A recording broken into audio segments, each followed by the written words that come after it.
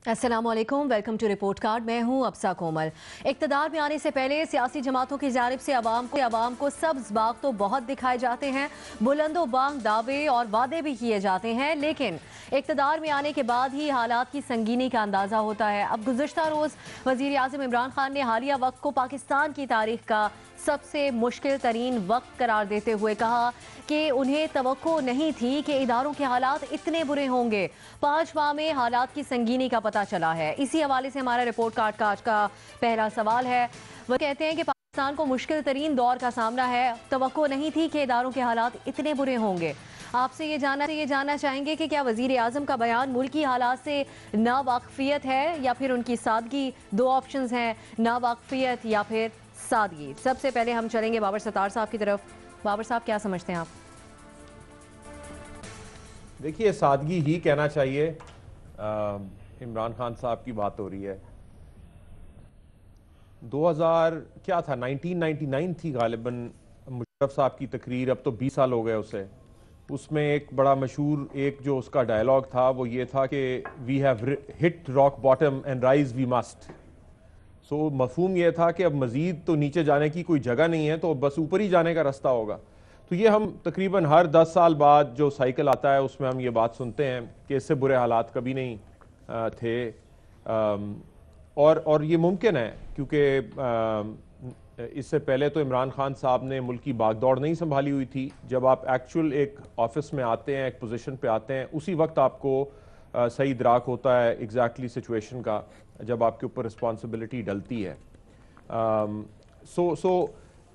लेकिन इस चीज़ की माफ़ी फिर भी नहीं है कि आपको आने से पहले जो पब्लिक में इंफॉर्मेशन थी, यानी इकॉनमी के हालात, आपकी जो पब्लिक सेक्टर एंटिटीज़ हैं उसके हालात, जो हमारा फिस्कल डेफिसिट था, जो हमारा टैक्स टू जीडीपी रेशो था, एट्सेट्रा एट्सेट्रा। इसी तरह जो इंस्टीट्यूशनल क्राइसिस हैं, बेशक वो पुलिस हो, पंजाब पुलिस हो, बेशक वो जुडिशरी हो, बेशक वो बाकी इंस्टीट्यूशंस हों, उसके जो इश्यूज थे, ये तो हम सब लोगों को भी पता है ना। हमने भी पब्लिक ऑफिस नहीं कभी होल्ड किया, लेकिन आप जब स्टेट के साथ इंटरैक्ट करते हैं तो आपको ये चीज़ें पता होती हैं। तो कोई रिफॉर्म के प्रपोजल्स तो कम अज़ कम होने चाहिए थे। और आप ये ज़रूर आके कह सकते हैं हुकूमत में कि हमने ये रिफॉर्म का प्रपोजल बनाया था, लेकिन अब उसमें ये तब्दीली लानी पड़ेगी, क्योंकि अगर हमने 50% ख़राब सोचा था तो 75% या 100% ख़राब निकला, तो हमें ये ट्वीक करना पड़ेगा। लेकिन यहाँ पे हमारी बदकिस्मती ये है कि हमें कोई डायरेक्शन नहीं नज़र आती। जो जिस लेवल का क्राइसिस है, जो फंडामेंटल्स को एड्रेस करने की ज़रूरत है, उसके लिए प्लान नहीं नज़र आता। ज़रूर कहें इमरान खान साहब कि हाँ जी हालात बड़े ख़राब हैं, लेकिन अब हम ये 4 काम करेंगे, तो ये हमारा गेम प्लान है। तो वो जो दूसरा पार्ट मिसिंग है, मुझे उसके ऊपर एतराज़ है। पहली उनकी डेक्लेरेशन, वो तो हर हुकूमत आके पिछली को या पिछली हुकूमतों को ब्लेम करती है, वो ठीक है, ये हमारी सियासत में चलता है, पहला साल आपका इस तरह निकल जाता है। लेकिन इस साल के ख़त्म होने के बाद अगले साल क्या होने जा रहा है, उसकी कम से कम डायरेक्शन दिखा दें। सही, सादगी का आप ऑप्शन ले रहे हैं महमल। डायरेक्शन और प्लान नहीं है इन पीटीआई और इमरान खान साहब के पास, ये तो मद्दाह भी इमरान खान साहब के आप कह रहे हैं।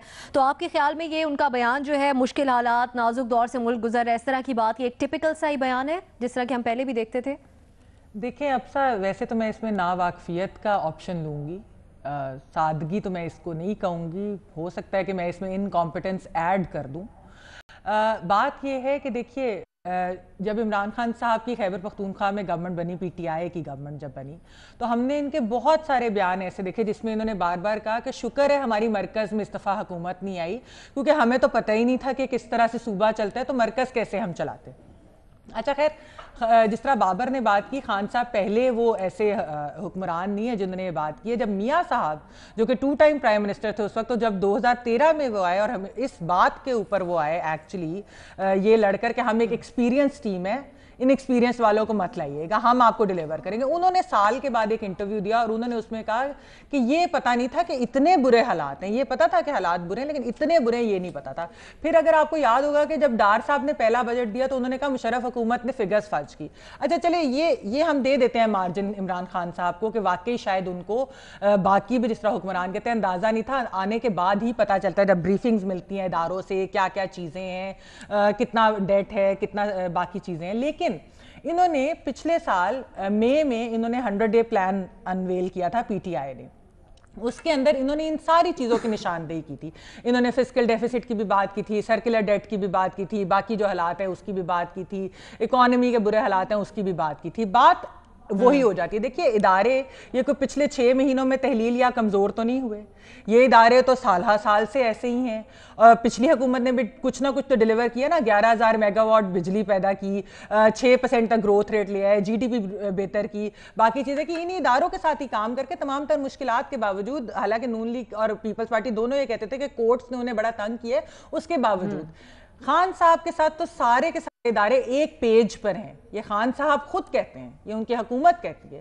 تو پھر بھی اگر وہ نہیں کر پا رہے, اگر ان کو اتنی زیادہ ڈیفیکلٹی لگ رہی, ڈیفیکلٹیز ہیں, اس کا مطلب ہے یہ ان کی انکمپٹنس ہے. انہوں نے کوئی ہوم ورک نہیں کیا تھا, اور اس کی وجہ سے اب وہ اگلے 2-3 سال اگر ادارے ہی ٹھیک کرنے میں لگ گئے تو پھر میرے خیال میں ہم بھوکے ہی عوام مر جائیں گے اور کچھ نہیں ہوگا. اور پھر بھی شاید یہ اسی قسم کے بیانات اور بہانے بناتے ہیں. سادگی کے ساتھ ساتھ انکمپٹنس کا آپشن بھی آپ لے رہی ہیں. ناواقفیت اور انکمپٹنس, سادگی نہیں میں اس کو کہوں گی, یہ سادگی نہیں ہوتی کہ اگر آپ نے حکومت میں آنے اور بیان بازیاں آپ اتنی کرتے تھے. آپ سمجھتی ہیں. اور صرف ایک چیز میں ایڈ کروں گی ابسا, کہ اتنی بیان بازیاں یہ کرتے تھے, اتنی زیادہ کہ ایسے لگتا تھا کہ یہ آئیں گے تو پتہ نہیں دودھ اور شہد کی نہریں بہیں گی. بھائی بیان بازیاں نہ کیا کریں, یہ سب کے لیے جنہوں نے اگلی حکومتوں میں آنا ہے, مت کیا کریں اتنی بیان بازیاں, سبز باغ نہیں دکھانا. ارشاد بھٹی صاحب, جی ارشاد بھٹی صاحب, بیان بازی کی وجہ سے ہی یہ پھر سوال اٹھتے ہیں, کیونکہ اب محملی حوالہ دے رہی تھی کہ ایک ایکسپیرینسڈ نواز شریف صاحب کی جب حکومت تھی 1 سال بعد انہوں نے بھی اس طرح کی بات کہی تھی کہ اندازہ نہیں تھا کہ حالات اس طرح کے ہیں.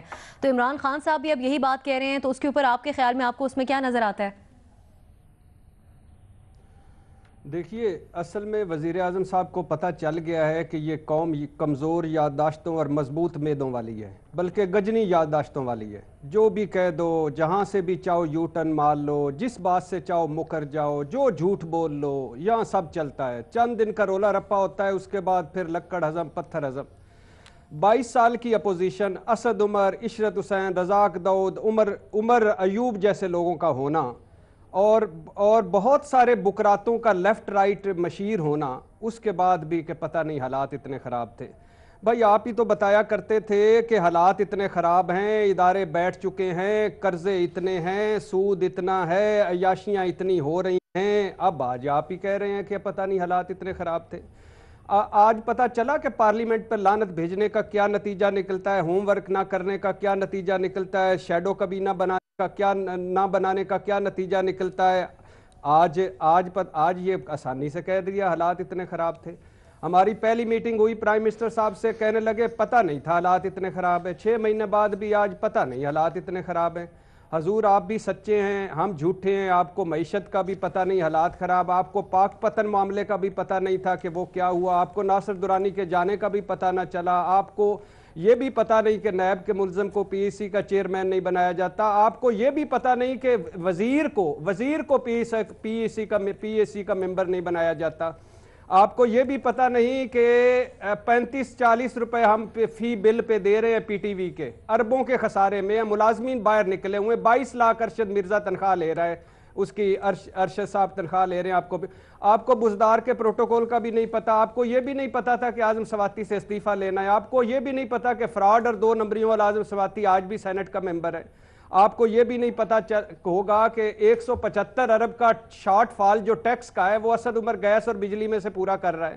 یہ حضور یہ ناواقفیت نہیں ہے, یہ آپ بے وقوف بناتے ہیں ہمیں, اور یہ نالائکی اپنی چھپا رہے ہیں. آپ کو یہ تو پتہ نہیں ہے کہ کتنے حالات خراب تھے, لیکن آپ کو یہ بڑا آسانی سے 5 مہینے میں پتہ چل گیا کہ اس قوم کو بے وقوف کیسے بنایا جاتا ہے. بناتے رہیں, لگے رہیں, اللہ آپ کو خوش رکھے. ناواقفیت نہیں آپ سمجھتے ہیں, کیا کام تنگ تھے کہ آپ بھی آ گئے.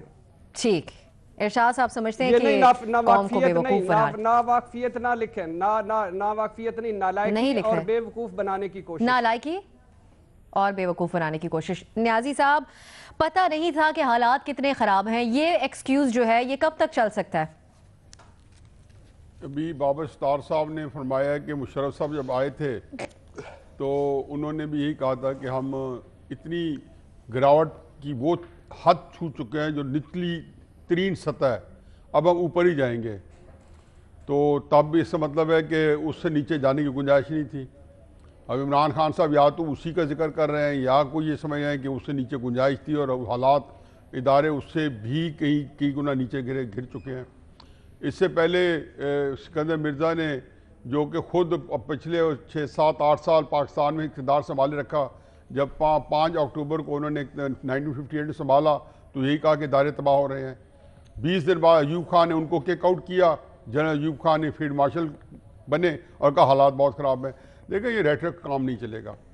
عمران خان صاحب کے پاس ایک صوبہ آیا تھا اور صوبے کا جب وہ نامہ اعمال لے کے بنو کے ایک جلسے میں گئے تھے، جو کہ میرا خیال ہے یہ بات اس کے بعد ان کو جرت نہیں ہوئی کہ کے پی میں یہ بات کرتے، کراچی میں پنجاب میں یہ کرتے رہے کہ صوبہ پنجاب میں میں نے بڑے جو ہے کارنامے دکھائے ہیں۔ تو بنو میں کہا کہ ہم نے پولیس ٹھیک کی، لوگوں نے کہا نہیں۔ بنو میں نے کھڑے ہو کے کہا کہ ہم نے صحت کا محکمہ ٹھیک کیا، لوگوں نے کہا بالکل نہیں۔ بنو نے کہا کہ ہم نے تعلیمی نظام ٹھیک کیا ہے۔ کے پی کے اندر یونیورسٹیز ہیں 3-4 سال سے، میرے پاس فگر نہیں ہے کہ کتنے پتہ نہیں، اگر 2 درجن یونیورسٹی ہے تو 20 کے اندر وائس چانسلر نہیں ہیں۔ سارے تعلیمی ادارے جو ہیں وہ تہس نہس ہوئے ہیں، لیکن کسی نے وہاں جرت نہیں کی۔ کل ہی جیو کی رپورٹ دیکھ رہا تھا کہ ایک وہ شروع کیا اداروں نے شروع کیا ایک میٹرو بس پنجاب کی نقل کرنے کے لیے، نقل راچ عقل، انہوں نے آج تک وہ 90 ارب میں پہنچ چکی ہے، اور وہ کہہ رہے ہیں سافٹ اوپننگ ہم کریں گے ہر صورت میں مارچ میں، لیکن اوپننگ کا کوئی پتہ نہیں ہوتا۔ دیکھیں جی اداروں کا جو کانسیپٹ ہے ان کے پاس وہ کیا ہے کیا نہیں ہے، اور کئی قصہ ملتے رہے ہیں یہاں پہلے بھی میرے ساتھیوں نے کہا ہے کہ اگر ڈیلیور کرنا تھا تو آپ اس کے لیے آپ کو تیار ہونا چاہیے تھا۔ تیاری جو ہے وہ بالکل نہیں ہے۔ وہ کہتے ہیں نا شیخ جو پہنچے محشر میں آپ مال نہ دارت، جس مال کے تاجر تھے وہ مال نہ دارت۔ اب یہ جو چیز ان کو پیش کرنی تھی ان کے پاس ہے نہیں۔ ابھی بھی میڈیا کے تھرو یہ زندہ رہنا چاہتے ہیں تو رہ لیں 2-3 مہینے شاید، اور کم از کم باقی جگہ تو نہیں پنپ پا رہے، لیکن اپنے تحریک انصاف کے اندر شاید 2-3 مہینے مزید بھی پنپ پائے اپنے سپورٹر ووٹر میں اور اپنے لوائقین میں، لیکن اس کے بعد وہاں بھی ان کی گنجائش ختم ہو جائے گی۔ ٹھیک ہے، تیاری نہیں کہ آپ یہ آپشن لے رہے ہیں۔ بالکل یہ ایکسکیوز جو ہے ان کا ایبسرڈ ہے، لغو ہے، بے معنی ہے۔ پاکستان کے حالات خراب ہے، ہمیں پتہ خراب ہے، کس کو نہیں پتہ خراب ہے۔ مظہر صاحب کی طرف چلیں گے۔ مظہر صاحب، جو عمران خان صاحب تاریخ کا سب سے مشکل ترین وقت قرار دے رہے ہیں اس وقت کو، اس بات سے آپ ایگری کرتے ہیں اور آپشن کیا لیں گے؟ نہیں خیر، سب سے مشکل ترین وقت تو نہیں ہے۔ عمران خان بڑے خوش قسمت ہیں کہ ان کو ایک ایسے وقت حکومت ملی جب پاکستان میں دہشت گردی کی لہر جو ہے 80% ختم ہو چکی تھی۔ ایک ایسے وقت میں ان کو حکومت ملی جب کراچی پیسفل ہے، ایک ایسے وقت ان کو حکومت ملی جب پاکستان کے شمالی علاقے فاٹا جو ہے وہ بہت پیسفل ہے۔ ان کو ایسے وقت حکومت ملی جب سوات میں پیس ہے۔ ان کو ایسے وقت حکومت ملی کہ جہاں وہ یہ فیصلہ کر سک رہے ہیں کہ 175 کنٹریز کو جو ہے ای ویزا کی فیسلٹیز دے رہے ہیں۔ ان کو ایسے وقت حکومت ملی جہاں وہ یہ فیصلہ کر پا رہے ہیں کہ 50 کنٹریز کو آن ارائیول ویزا دے رہے ہیں۔ تصور کریں 2013 میں جب حکومت ملی پی ایم ایل این کو، تو پاکستان کے علاقوں میں کیا صورتحال تھی؟ آدھے سے زیادہ ملک جو ہے وہ کس طرح کی دہشت گردی کی لپیٹ میں تھا۔ 2008 میں چلے جائیں، 2007 میں بے نظیر بھٹو کی شہادت ہوئی، اس کے بعد 2008 کے بعد پاکستان دہشت گردی کی لپیٹ میں تھا۔ تو عمران خان تو کئی لحاظ سے بہت خوش قسمت ہیں، اس لحاظ سے کہ ان کو ایک ایسے وقت میں حکومت ملی ہے کہ جہاں عدلیہ کے حوالے سے بھی انہیں بہت بڑی پرابلمز کا سامنا نہیں کرنا پڑ رہا۔ ان کے پاس تمام چیزیں ایسی ہیں کہ جہاں وہ ڈیلیور کر سکتے ہیں، ان کے پاس ہر وہ چیز موجود ہے، ہر وہ ریفارمز موجود کر سکتے ہیں کہ جس سے پاکستان آگے جا سکتا ہے۔ اکنامکلی پاکستان کو آگے لے جانے کا اس سے بہتر موقع ان کو مل نہیں سکتا۔ تو جب وہ یہ کہتے ہیں کہ ان کو شاید اندازہ نہیں تھا، تو یہ بات اس لیے بائے نہیں کی جا سکتی کیونکہ انہوں نے اس سے پہلے جو 2014 میں، 2015 اور 2016 میں جو پی ٹی آئی جو بیانیاں پیش کرتی تھی، جو فگرز پیش کرتی تھی، اس فگر سے اندازہ کیا جا سکتا ہے کہ ان کو یہ اندازہ تھا کہ پاکستان کی معاشی صورتحال بہت خراب ہے۔ تو پھر سوال یہ پیدا ہوتا ہے آج وہ 6 مہینے بعد یہ بات کیوں کہہ رہے ہیں؟ ٹھیک ہے ان کو ایڈیشنل انفارمیشن آئی ہوگی کہ جی ہاں بہت زیادہ حالات خراب ہیں، مان لیتے ہیں کہ ناواقفیت جو ہے آپشن ہو سکتا ہے کیونکہ جب آپ گورنمنٹ میں آتے ہیں تو آپ کو ایکسٹرا انفارمیشن ملتی ہے، لیکن آپ آگے بڑھنے کے لیے کیا کر رہے ہیں؟ کون سی ایسی پالیسیز، معاشی پالیسی اب تک آئی ہے کہ جس کی بنا پہ یہ کہا جا سکے ماں سوائے اس کے کہ دوست ملک قرضے دے رہے ہیں، دوست ملک ڈپازٹ کر رہے ہیں، اس کے علاوہ اب تک کم سے کم ایسی کوئی معاشی پالیسی نہیں آئی ہے؟ لیکن ابھی ان کے پاس وقت ہے، لیکن حالات میرا خیال ہے اس سے زیادہ بہتر ماضی کے حکمرانوں کو نہیں ملے جس سے بہتر اس وقت عمران خان کو ملا ہے۔ گراؤنڈ ریالٹی کی طرف اشارہ کرتے ہوئے عمر صاحب آپ کہہ رہے ہیں کہ حالات بہت سازگار ملے ہیں پی ٹی آئی کی حکومت کو، لیکن ڈیلیور کیوں نہیں کر پا رہے؟ اس کے اوپر کوئی واضح آپشن آپ نے نہیں لیا، دونوں طرف اشارہ ناواقفیت کی طرف ہی آپ نے اشارہ دیا ہے۔ اس معاملے کے اوپر ہمارے تجزیہ کاروں کی رائے آپ نے جانی۔ وفاقی کابینہ نے حج پالیسی 2019 کی منظوری دے دی ہے، جس کے تحت اس سال حکومت کسی قسم کی کوئی سبسڈی نہیں دے گی۔ نئی حج پالیسی کے تحت حج اخراجات میں 1,56,000 روپے کا اضافہ ہوا ہے۔ سینٹ میں اپوزیشن نے حکومت کی جانب سے حج اخراجات میں اضافے کو مسترد کرتے ہوئے اس پر توجہ دلاؤ نوٹس پیش کر دیا ہے، جبکہ وزیر مملکت برائے پارلیمانی امور علی محمد خان نے اپوزیشن کے توجہ دلاؤ نوٹس پر جواب دیتے ہوئے یہ کہا ہے کہ حج کے 70% اخراجات سعودی عرب میں آتے ہیں جن پر ہمارا کنٹرول نہیں ہے۔ اسی معاملے کے اوپر ہم سوال کریں گے اپنے پینل سے، اور سوال اس طرح سے ہے کہ کابینہ اجلاس حج اخراجات میں 1,56,000 روپے کا اضافہ، اپوزیشن کا سبسڈی دینے کا مطالبہ۔ حج کے 70% اخراجات سعودی عرب میں آتے ہیں جن پر کنٹرول نہیں، علی محمد خان۔ آپ سے یہ جاننا چاہیں گے کہ کیا حج پر سبسڈی ختم کرنے کا حکومتی فیصلہ درست ہے، ہاں یا نہیں؟ سب سے پہلے حفیظ اللہ نیازی صاحب کی طرف جائیں گے۔ نیازی صاحب کیا سمجھتے ہیں آپ؟ اس پر بھی دو رائے پائی جاتی ہے اس معاملے کے اوپر، کچھ لوگ سمجھتے ہیں دینی چاہیے سبسڈی، کچھ سمجھتے ہیں نہیں، آپ کا کیا خیال ہے؟ مجھے تو ایک فکرہ علی محمد خان کا بہت پسند آیا ہے۔ انہوں نے کہا چونکہ یہ ریاست مدینہ ہے اس لیے اس میں ہم سچ بول رہے ہیں، منافقت نہیں کر رہے، اور آپ کو صاف صاف بتا رہے ہیں کہ ہمارے پاس پیسے نہیں ہیں۔ تو مجھے سمجھ نہیں آئی کہ پایا اس سے پہلے کوئی لوگ جھوٹ بولا کرتے تھے اور سبسڈی نہیں دیتے تھے اور کہتے تھے پیسے ہیں اور نہیں دے رہے۔ لیکن مجھے عجیب و غریب قسم کنفیوژن نظر آیا ہے۔ وزیر جو مذہبی امور ہیں وہ میٹنگ سے اٹھ کے چلے گئے ہیں، انہوں نے بائیکاٹ کیا ہے۔ دیکھیں حج ایک فرض ہے ان لوگوں پہ، جو کہ یہ فرض ہے، جو بنیادی 5 ارکان اسلام کے ان میں حج ہے، لیکن حج کے ساتھ کچھ کنڈیشن لاف ہے، جیسے زکوٰۃ اگر میرے میں استطاعت نہیں ہے، میں خود غریب آدمی ہوں، زکوٰۃ اگر میں لگتی ہے تو ظاہر ہے کہ میں دینے والا نہیں ہوں گا، لینے والا ہوں گا۔ اس طرح حج کے اندر بہت سی کنڈیشنز ہیں کہ آپ بیمار ہیں، آپ کے بچے چھوٹے ہیں، آپ کے قرض ہیں، آپ کے اوپر ذمہ داری ہیں، آپ میں استطاعت نہیں ہے، تو یہ فرض سخت ہو جاتا ہے۔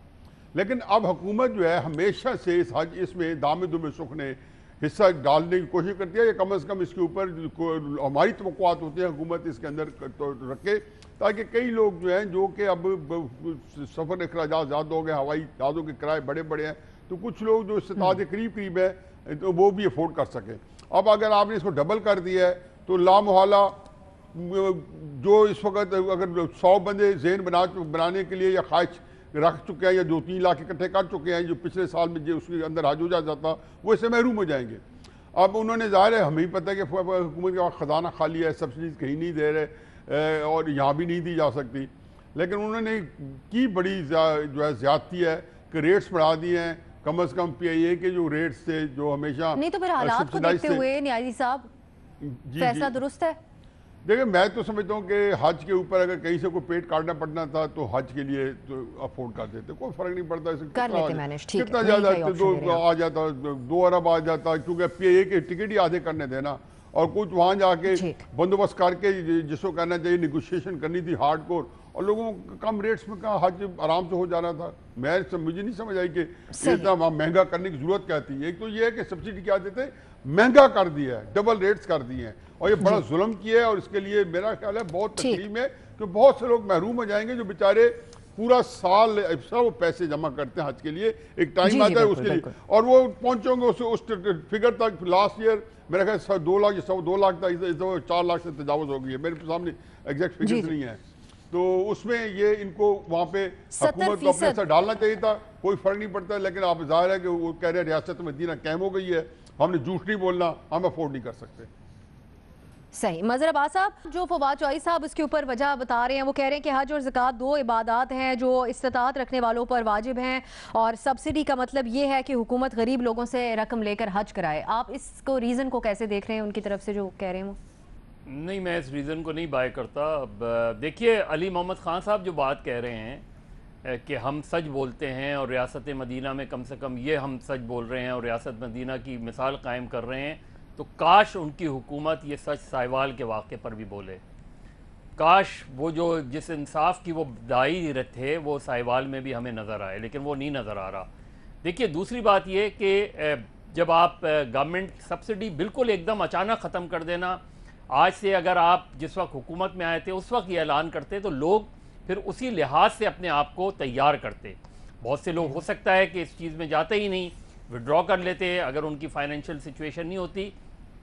لیکن یہ ایسی چیزیں ہوتی ہیں جس کی تیاری لوگ پورے سال کرتے ہیں.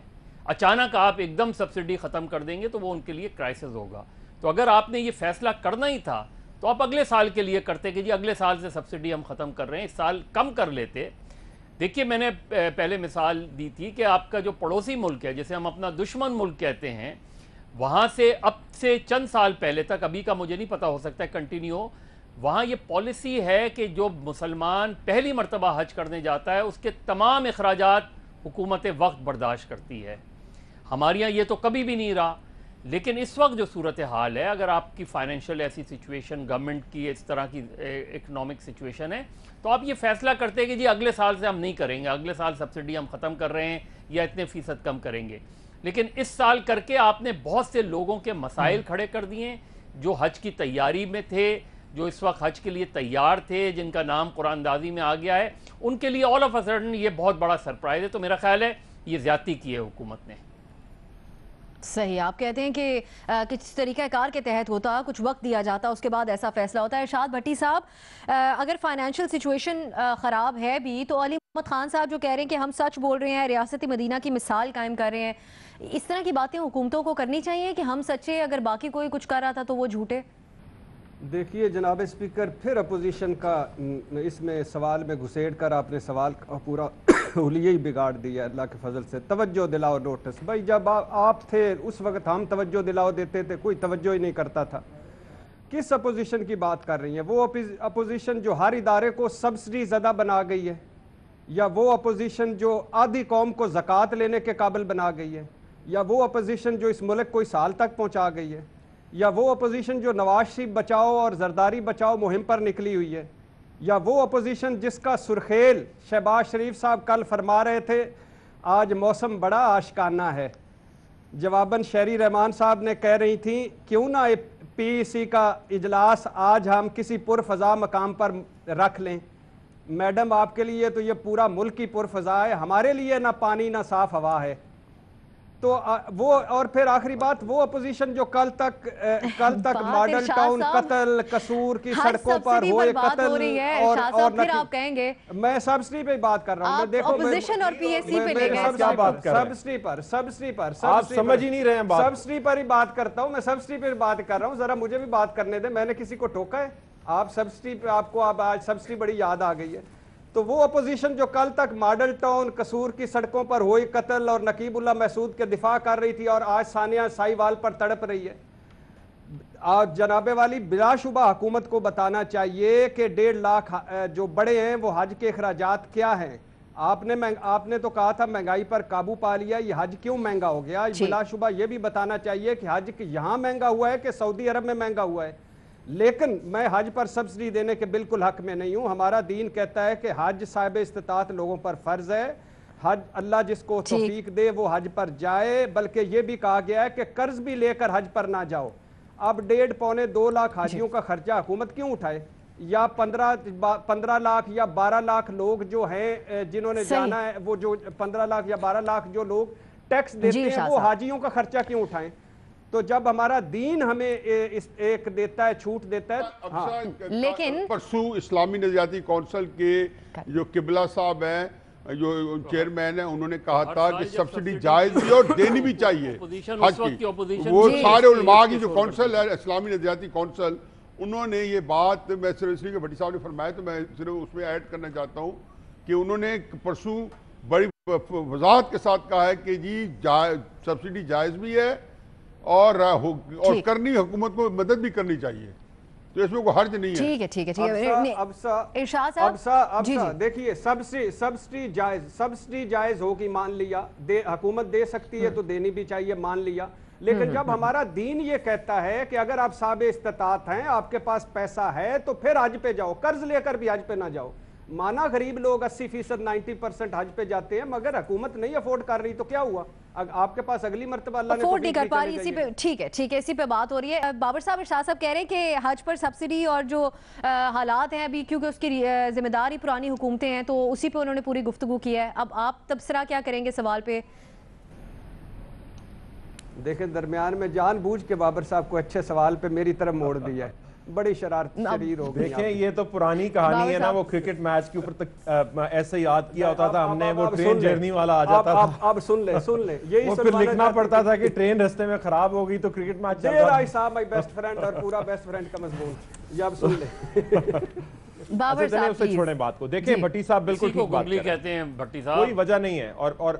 और मैं मुझे तो मैं कोई दीन के कॉन्टेक्स्ट के अंदर नहीं बात कर सकता, लेकिन बिल्कुल एज अ सिटीज़न और स्टेट की रिस्पॉन्सिबिलिटीज़ के कॉन्टेक्स्ट में बात करूँगा। देखिए, सब्सिडी आप कहाँ से देते हैं? आप टैक्स जमा करते हैं लोगों से, जो कोई सिटीजन्स कमाते हैं, और उसके बाद फिर आप प्रायोरिटीज़ बनाते हैं कि ये किस जगह पे खर्च होगा, और वो आप लोगों के ऊपर खर्च करते हैं। ये एक मुल्क है जहाँ पे मिलियंस बच्चे जो हैं वो स्कूलों में नहीं जा सकते, जहाँ पे लोग मर जाते हैं क्योंकि उनकी हेल्थ केयर नहीं है और हम उन्हें हेल्थ नहीं प्रोवाइड कर पाते। बेसिक जो आपकी लाइफ की नीड्स हैं, लोग भूखे रह जाते हैं, आप उन्हें खाना नहीं दे सकते। तो जो बेसिक राइट टू लाइफ है और राइट टू डिग्निटी है, किसी भी सिटीजन की हम इंश्योर नहीं कर पाते हैं। यहाँ पे हमारा tax to GDP ratio lowest है, और इस कॉन्टेक्स्ट के अंदर हर वक्त हमारे लिए प्रॉब्लम्स हैं कि हम लोगों को डिग्निटी की लाइफ नहीं दे सकते। उसमें आप ये कह रही हैं, ये हमें कह रहे हैं कि जनाब स्टेट ये रिस्पॉन्सिबिलिटी ले कि जो एक रिलेशनशिप है मेरा खुदा के साथ, और उसमें मेरे जो फ़राइज़ हैं वो स्टेट इंश्योर करे और उसमें सब्सिडाइज करे। जो भूखों को खाना नहीं दे सकती और बाकी उनकी नीड्स नहीं पूरी कर सकती, क्यों करे स्टेट ये? और अगर आज तक करती रही है तो बिल्कुल गलत करती रही है। कोई ज़रूरत नहीं है आपको कि आप लोगों की रिलीजियस ऑब्लिगेशंस को सब्सिडाइज करें, ये स्टेट की रिस्पॉन्सिबिलिटी नहीं है और होनी भी नहीं चाहिए। आपने इस गवर्नमेंट को क्रिटिसाइज करना है। मजहर साहब ने किया कि ये झूठ बोल या पूरी बात नहीं बताते, या वही उसी तरह से बताते हैं, झूठ बोलते हैं और सच को झूठ में मिला के देते हैं, जिस तरह पहले हुकूमतें करती नहीं। बिल्कुल क्रिटिसाइज करना बनता है, हम इन्हें क्रिटिसाइज करें। जो आपने साहिवाल वाली बात की कि कई आ रहे हैं जी सही, एक सेकंड कंप्लीट कर लें। हम इन्हें 50 चीजों पे क्रिटिसाइज कर सकते हैं, जो गलत बयानी भी करते हैं, बाकी चीजें भी करते हैं। हम क्रिटिसाइज कर सकते हैं कि उन्होंने फिस्कल मैनेजमेंट ठीक नहीं की, हम क्रिटिसाइज कर सकते हैं कि गैस महंगी हो गई, हम क्रिटिसाइज कर सकते हैं कि पिछले 6 महीनों के अंदर जो आपका इंटरेस्ट रेट है वो 5.5% बढ़ गया, जिसका हर चीज के ऊपर इंपैक्ट पड़ा। हम क्रिटिसाइज कर सकते हैं कि रुपये की डिवैल्यूएशन हुई है जिसकी वजह से इन्फ्लेशन हुई, हर चीज महंगी हो गई। ये क्रिटिसाइज्म बिल्कुल जायज है कि इन्होंने लोगों के इकोनॉमिक हालात खराब किए हैं। ये इनका वादा है कि हम लॉन्ग टर्म में ठीक करेंगे, लेकिन शॉर्ट टर्म में बहुत खराबी हुई है, इस पे हम जरूर क्रिटिसाइज करें। लेकिन ये कहना कि सब्सिडी दे रिलीजन के ऊपर, बिल्कुल मैं अग्री नहीं करता इस चीज से। ये उनकी जिम्मेदारी में नहीं आता। मल साहब, आप कुछ ऐड करना चाह रहे हैं, फिर हम महमल की तरफ जाए। देखिए एक बुनियादी चीज़ है ये कि आप ऑल ऑफ अ सडन एक फ़ैसला कर लेते हैं, या तो ये फ़ैसला आप बिल्कुल शुरू में, क्योंकि इसका प्रोसेस बहुत पहले शुरू होता है, उसी वक्त ही आप ऐलान करते हैं कि इस साल हम कोई सब्सिडी नहीं देंगे, तो लोग उसी के लिहाज से अपने आप को तैयार करते। ऑल ऑफ अ सडन आपने सब्सिडी विड्रॉ कर ली, चाहे उसकी फाइनेंशियल पोजीशन ऐसी हो या ना हो, ऑल ऑफ अ सडन बहुत से लोग जिस तरह जाने के लिए अपने आप को तैयार करते हैं फाइनेंशियली, उसके लिए मैं इन प्रिंसिपल ठीक है जो आप बात कह रहे हैं, लेकिन आप ये ऐलान करते हैं कि जी नेक्स्ट ईयर से हम सब्सिडी बिल्कुल ख़त्म कर रहे हैं और उसके ये रीजंस हैं। यही चीज़ है, ऑल ऑफ अ सडन आपने एकदम बर्डन डाल दिया, उसकी बात कह रहे हैं कि इस लिहाज से आपको कम से कम इस साल सब्सिडी ख़त्म नहीं करते तो कम कर देते, लेकिन आप ऐलान करते कि अगले साल से हम ख़त्म कर रहे हैं। लेकिन दूसरे पॉइंट पे आप न्याय साहब आखिर में आ जाएंगे, वक्त बहुत कम है। न्याय साहब महमल के बाद आ जाते हैं। महमल, आपके ख्याल में हज करीब आएगा जब, तो फिर कोई बैकलैश होगा इसका पीटीआई की हुकूमत के लिए, मजहबी जमातों की तरफ से इसको अगर पॉलिटिसाइज किया जाए आगे जाके, क्या सूरत हाल बन सकती है? देखिए अब साहब मैं भी इसमें हाँ का ऑप्शन दूंगी। एक और आइडिया दे दो मजहबी जमातों को। नहीं, मैं इस पे मजहबी जमातें तो ऑलरेडी बोल रही हैं वैसे भट्टी साहब, आज जमात इस्लामी ने की है जी। तो लेकिन मेरे ख्याल में देखिए ये एक मजहबी इशू नहीं है, ये एक्चुअली प्लेन एंड सिंपल एक फिस्कल इशू है। गवर्नमेंट कह रही है हमारे पास फिस्कल स्पेस नहीं है, हमारे पास पैसे ही नहीं है, हम नहीं दे सकते। अच्छा, गवर्नमेंट ये बात करती है अब सा के डॉलर महंगा हुआ क्योंकि तो उसकी वजह से रियाल भी महंगा हो गया, फिर जो सऊदी अरब के अंदर टैक्सेस बढ़े उसकी वजह से भी ये हज महंगी होगी। और उनकी बात ये इसमें बिल्कुल इस हद तक उनकी बात बिल्कुल ठीक है कि वाकई क्योंकि इन्फ्लेशन और बाकी सब चीज़ों की वजह से हुई। लेकिन इसमें मैं एक पॉइंट ज़रूर ये कहना चाहूँगा। और दूसरा एक गवर्नमेंट और चीज़ ये कहती है, वो कहती है कि अगर हम हज को सब्सिडाइज करें तो जो एजुकेशन और हेल्थ सेक्टर है उसके अंदर जो गरीबों को सब्सिडी देनी है तो हम वो नहीं दे पाएंगे, वो भी बिल्कुल मतलब किसी की वजह से दूसरे हज में हमें डालने पड़ेगी कहीं ना कहीं से पैसे निकाल के। तो मैं बाबर साहब के साथ उस चीज़ से एग्री करती हूँ कि जब वो नॉर्मल चीज़ें नहीं हमें बेसिक फैसिलिटीज़ नहीं दे पा रहे तो वो हज किस तरह से सब्सिडाइज करें। लेकिन इसमें मैं एक चीज जरूर कहना चाहूंगी कि देखिए सरकारी हज के ऊपर जाता कौन है? गरीब आदमी। जो अमीर लोग होते हैं वो लोग तो जो हैं वो प्राइवेट हज पैकेजेस पे जाते हैं, वो सरकारी हज के ऊपर नहीं जाते। तो असल मसला ये है कि जो भी गवर्नमेंट की फिस्कल पॉलिसीज हैं उसकी ब्रंट जो है वो बेयर करती है आम आवाम। गैस बढ़े, बिजली के पैसे बढ़े, दवाइयों के पैसे बढ़े, हज के पैसे बढ़ जाएं, सब कुछ आम आवाम के ऊपर ही अनफॉर्चुनेटली आता है। गरीब आदमी इसमें सफ़र करता है। देखिए ये बात भी कहना, देखिए हज आई नो हज जो है एक्चुअली साहिब हैसियत लोग ही उन्हीं के ऊपर फ़र्ज़ है, बाकियों पे नहीं है। लेकिन एक बात है कि हमारा मुल्क जो है बड़ा एक रिलीजियस किस्म का मुल्क है, और मैं इसमें ये रिलीजियस सेंटिमेंट वाली बात नहीं करी, लेकिन लोगों का दिल करता है जाने का, उनको इन चीज़ों का पता भी हो कि जी फ़र्ज़ नहीं है, फिर भी उनका दिल करता है वहाँ जाने के लिए। तो ठीक है, अगर वो जा सकते हैं, अफोर्ड कर सके तो वो ज़रूर जाए, गवर्नमेंट को उस पर सब्सिडाइज करने की ज़रूरत नहीं है। लेकिन at the end of the day आम आदमी जो है वो सफ़र करता है। पॉलिसी गलत नहीं है गवर्नमेंट की, गवर्नमेंट के पास पैसे नहीं है, गवर्नमेंट के पास पैसे नहीं है। गुज़श्ता रोज़ सेनेट की कायमा कमेटी बराए इंसानी हकूक़ का एक अहम इजलास हुआ, जिसमें कम उम्री की शादी के लिए उम्र के तयन का बिल मंजूर कर लिया गया, जिसके तहत शादी के लिए उम्र की कम से कम हद 18 साल मुकर्रर कर दी गई। मुजवज़ा बिल आइंदा माह पार्लियामेंट में बहस के लिए पेश कर दिया जाएगा। जबकि आज शीरी मज़ारी साहिबा ने कहा है कि इंसदादे घरेलू तशद्दुद का बिल भी जल्द पार्लियामेंट में पेश किया जाएगा।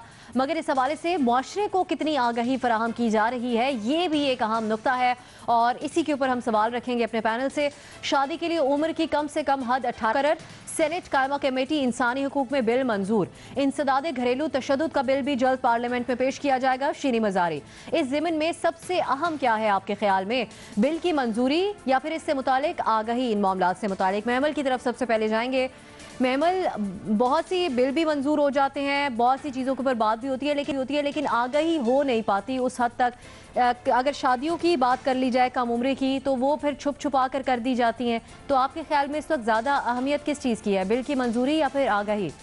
बिल की मंजूरी ज़्यादा अहम है, क्योंकि देखिए जब बिल मंजूर होगा, जब एक लॉ होगा, तो उसके बाद ही उस पर आप अवेयरनेस करते हैं ना, कैंपेन या साथ चलती है लेकिन बिल की मंजूरी लॉ इज़ वेरी इंपॉर्टेंट। अब मैं आपको एक एग्जांपल दे दूं। देखो थर के अंदर हम हमेशा बात करते हैं कि जी बच्चों की डेथ्स हो रही है मेल न्यूट्रिशन की वजह से। एक वजह जो यहाँ पे नहीं बताई जाती वो ये है कि वहाँ पे 12 से 14 साल की बच्चियों की सबसे ज़्यादा शादियाँ होती हैं, वहाँ पे अंडर एज मैरिज होती है। जब अंडर एज मैरिज होती है, ऑलरेडी मेल न्यूट्रिशन बच्चियाँ होती हैं, जब वो बच्चे पैदा करती हैं तो या वो प्रेगनेंसी में उनकी डेथ हो जाती है या ड्यूरिंग बर्थ, चाइल्ड बर्थ उनकी डेथ हो जाती है। ये एक बहुत इंपॉर्टेंट चीज़ है। अंडर एज मैरिजेस से बच्ची की ज़िंदगी भी ख़राब होती है, उनके होने वाले बच्चों की भी ज़िंदगी ख़राब होती है। तो इसलिए ये बहुत अच्छा बिल है, और आगे ही की कैंपेन अब मीडिया के थ्रू और वैसे भी इन्हें शुरू करनी चाहिए। तो मेरे ख्याल में बिल की मंजूरी जो है वो सबसे ज़्यादा इंपॉर्टेंट। दूसरी चीज़ इसमें देखिए, जब एक बच्ची की अंडर एज की शादी होती है तो वो खुला के लिए भी नहीं जा सकती मेरे ख्याल में। ये बाबर साहब मुझे करेक्ट कर सकते हैं, बिकॉज़ वो एडल्ट फॉलो करते हैं इस चीज़ को। तो बहुत इंपॉर्टेंट है कि आपके ख्याल में ज़्यादा ज़रूरी है। इरशाद भट्टी साहब, ठीक, बिल्कुल सही। इरशाद भट्टी साहब, ये जो बात है आगाही की, तो जब दूसरा जो नुक्ता है घरेलू तशद्दुद वाला, उसमें आ रहा है डोमेस्टिक वर्कर्स के ऊपर भी जो तशद्दुद होता है, वाला मामला भी आ जाएगा, जो कि आजकल बहुत ज़्यादा केसेस सामने हैं। तो उस केस में तो जो लोग उन बच्चों को काम के लिए हायर करते हैं, उनको तो आगाही की भी क्या ही ज़रूरत है, पढ़े लिखे लोग होते हैं। तो आपके ख्याल में फिर किस चीज़ की ज़्यादा अहमियत है? देखिए अच्छी बात है बिल का आना, अच्छी बात है बिल का मंजूर होना। ये जो शादियों वाला इंसदादे घरेलू तशद्दुद बिल वाला, बिलाशुबा बिल की मंजूरी और आगाही दोनों बड़ी इम्पॉर्टेंट हैं। लेकिन اس سے بھی اہم ہے ایک قانون پر عمل درآمد ہونا، جزا سزا کا کڑا نظام۔ ہمارے ہاں بہت سارے معاملات پر قانون سازی ہو چکی ہے، بہت سارے معاملات پر اتنی اویئرنیس ہے کہ جتنی پوری دنیا میں نہیں ہے، اس کے باوجود وہ سارا کچھ ہو رہا ہے۔ کیوں ہو رہا ہے؟ قانون پر عمل درآمد نہیں ہے، جزا سزا کا کڑا نظام نہیں ہے، قانون کسی اور کے لیے کچھ اور ہو جاتا ہے اور کسی اور کے لیے کچھ اور ہو جاتا ہے۔ تو جب تک آپ سخت جزا سزا نہیں کریں گے، اگزامپلز نہیں بنائیں گے کچھ اس معاشرے میں، تب تک بلوں، منظوری، آگہی کچھ بھی کام نہیں کرے گی۔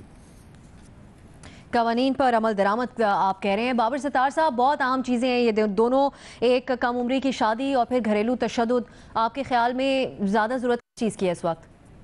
دیکھیے میمل نے ٹھیک کہا، بل منظور ہوگا تو ایک بیس لائن سیٹل ہو جائے گی کہ یہ قانون ہے اور اس یعنی صحیح غلط کا ایک فیصلہ ہو جائے گا، اور اس کے بعد اگر آگہی ہوگی اس سے ایکسیپٹنس آئے گی اور پھر لیگل انفورسمنٹ ہوگی۔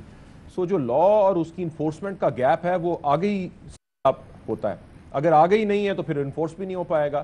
لیکن یہ ایک پہلا سٹیپ ہے۔ دیکھیے بڑا لمبا سفر ہے، 18 سال کہنے کو ایک بات ہے، لیکن آپ کسی پڑھے لکھے خاندان میں کہیں کہ جی 18 سال کی بچی ہوگی اس کی شادی کر دیں، وہ کہیں گے بھائی آپ سٹھیا گئے ہیں، آگے پڑھنا ہے، کالج آنا ہے، کوئی پروفیشنل ڈگری کرنی ہے، پھر تو یہ ایک بڑا لمبا سفر ہے۔ ہم تو بڑی بیس لائن کی بات کر رہے ہیں، آگے جانا ہے۔ اور اسی طرح جو گھریلو ہم وائلنس کی بات کر رہے ہیں، اس میں بھی بہت سارے سٹیپس کرنے کی ضرورت ہے، اور بہت کنسیپچولی کہ ہم شادی کو کیسے دیکھتے ہیں کہ یہ کانٹریکٹ ہے دو ایڈلٹس کے درمیان، اور اس میں دونوں کے رائٹس اور رسپانسبلٹیز ہیں، اور بریچ ہوتا ہے تو اس کے کانسیکوینس نکلنے چاہیے۔ ہم ابھی ان سٹیجز سے گزریں گے، ہم بہت میرا خیال ہے کہ پیچھے ہیں جی اس کانٹیکسٹ کے اندر، اور لیکن یہ دوسری بات یہ کہ اس کی کتنی ایفیکٹیو انفورسمنٹ ہو پائے گی، کیونکہ جو گھر کا ڈومین ہے وہ ایک پرائیویٹ لائف کا ڈومین ہے، اور جو کرمنل لا کا ڈومین ہے وہ ایک پبلک لائف کا ڈومین ہے، یعنی اسٹیٹ انفورس کرتی ہے۔ تو جب آپ اسٹیٹ کو گھر کے اندر لے کے آئیں گے، اس کی کتنی ایفیکٹیو انفورسمنٹ ہمارے معاشرے میں ہو سکے گی، ایک اوپن مارک ہے، ابھی کویسچن مارک ہے، دیکھنا پڑے گا، ایک انٹرسٹنگ تجربہ ہوگا جو ہم اس ڈائریکشن میں جائیں گے۔ دونوں ہی آپشنز آپ لے رہے ہیں۔ مرزا صاحب بابر صاحب کہہ رہے ہیں کہ جو گھر کا ڈومین ہوتا ہے وہ پھر پرائیویٹ لائف میں آتا ہے، اسٹیٹ کس حد تک اس سلسلے میں اقدام کر پائے گی جو پاکستانی کلچر ہے ہمارا اس کو دیکھتے ہوئے؟ دیکھیے بڑا مشکل ہے، حالانکہ قانون تو ظاہر ہے آپشن میں قانون کا ہی لوں گا، کیونکہ قانون ہوگا تو آپ کی کوئی چیز کر سکتے ہیں، لیکن ہم جس معاشرے میں رہتے ہیں یہ ایشو کہاں ہے، یہ ایشو زیادہ ڈیپ روٹڈ کہاں ہے؟ یہ ایشو ڈیپ روٹڈ ان علاقوں میں ہے جہاں جاگیردارانہ نظام ہے، جہاں سرداری نظام ہے، جہاں قبائلی نظام ہے۔ اس تک آپ یہ چاہے آگاہی پہنچانا ہی بہت بڑا مسئلہ ہے۔ آپ اگر وہاں جا کے آگاہی مہم شروع کریں گے تو ایک دم مخالفت آ جاتی ہے۔ جس معاشرے میں اسکول کھولنے پر مخالفت ہو کہ اسکول کھول رہے ہیں، بچیوں کے اسکول کھول رہے ہیں، وہاں ریزسٹنس آ جاتی ہے، تو یہ تو اور زیادہ، جہاں جرگے بیٹھ کے فیصلے کرتے ہوں، جہاں جو ہے وہ اس طریقے سے لڑکی کو جو ہے ٹریٹ کیا جاتا ہو، مختلف قوانین ان کے اپنے بنائے ہوئے قوانین کے تحت سزائیں دی جاتی ہوں، وہاں ملک کی قوانین رائج ہی نہیں ہوتے، وہاں وہ اس کو ایکسیپٹ ہی نہیں کرتے۔ تو یہ ضرور ہے کہ یہ پہلا اسٹیپ ہے اور یہ اہم اسٹیپ ہے۔ ظاہر ہے جب قانون ہوگا تو پھر آپ چیزوں کو آگے لے جا سکتے ہیں، لیکن صرف آگاہی نہیں، جب تک اس ملک سے یہ نظام، یہ جاگیردارانہ سرداری نظام نہیں ختم ہوگا، آپ ان چیزوں کو تبدیل نہیں کر سکتے۔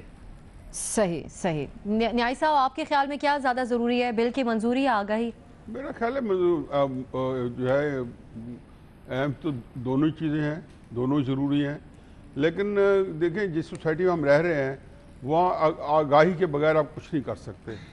یہ پولیو مہم ہے، اس کے لیے کتنا کوارسو تھا، ہاسٹائل ایٹماسفیئر تھا، اور بڑی ایک تندہی سے کئی دہائیوں سے ہم کیمپین چلا رہے ہیں، اور میرا خیال ہے تقریباً پاکستان پورا کنونس ہو گیا ہے، دیہاتوں میں ان پڑھ جاہل لوگ جن کو بتایا گیا تھا پولیو انجیکشن نہ لگوائیں وہ لگوا رہے ہیں۔ پھر دوسرا دیکھیں کہ یہ جو ہے اس طرح جو ایون آپ امریکہ وغیرہ میں دیکھیں 70s 80s میں یہ لیونگ ٹوگیدر اور ٹین ایج پریگننسیز جو ہیں ایپیڈیمک بن گئی تھی 70s اور 80s میں، اور ابھی تک وہاں پہ ایک چیز پھیلی ہوئی ہے۔ جب تک سوسائٹی خود کنٹریبیوٹ نہ کرے، اور وہاں پہ بھی اسی طریقے سے آگاہی بھی چلائی گئی، قوانین بھی موجود ہوں گے۔ اس کا کیا تعلق ہے کم عمری کی شادی سے؟ نہیں، کم عمری کی شادی مراد ہے کہ میں یہ بتا رہا ہوں نا کہ جو جہاں پہ کسٹم چل رہی ہے نا، یہاں تو جبرن जबरन वाला इशू है देखिए, शादी जबरन तो ये है कि एक सोसाइटी इवॉल्व ही नहीं हो पा रही ना। वो आप हम तो कह रहे जबरन, लेकिन वो जबर का जो निज़ाम है वो चाहे बेटियों रिश्ते 18 साल के बाद करने होते हैं या उसमें, वो एक फिर पूरा एक दूसरा टॉपिक है जिसकी अपने बुराई हैं और खामी लेकिन हैं, तो आप हमें कंपेयर कर रहे मौजूद थे है। न्याय साहब के वेस्ट में अगर नहीं नहीं, साथ मैं ये रहते नहीं कह हैं रहा तो हूँ, यहाँ पे नहीं, मैं आप पता नहीं कहाँ से आप जो है उसको देखिए, मेरी बात को थोड़ा सा मैं एक्सप्लेन कर देता हूँ। मैंने ये कहा है कि ये जो टीन एज मैरिजेज है ना, आगाही करके ही उन्होंने इसको ख़त्म किया था। मैरिजेस की जगह में लिविंग टुगेदर, तो अमेरिका में ये लिविंग टुगेदर ही मैरिजेस में आता है। तो मैंने ये कहा कि कोई भी सोसाइटी हो तो आगाही को मैंने सिर्फ ये हाईलाइट किया है कि आपको सोसाइटी को बताना पड़ता है कि इसके क्या नुकसान हैं, क्या लॉसेज हैं, चाहे वो बच्चे खुद अपनी मर्जी से करें या वालिदैन उनकी ज़बरदस्ती करें, एंड रिजल्ट जो है उसका नुकसान है और वो उसको ख़त्म होना चाहिए। तो आगाही भी उतनी ही ज़रूरी है और कानून भी उतना ही ज़रूरी है, लेकिन कानून पे अमल दरामद आसान हो जाता है अगर आगाही मौजूद हो। जी सही, बहुत ज़रूरी है आपके ख्याल में। हमारे तमाम तजियाकारों की राय आपने जानी। नाज़रीन, प्रोग्राम देखने का बहुत शुक्रिया। इजाज़त दीजिए, खुदा हाफिज़।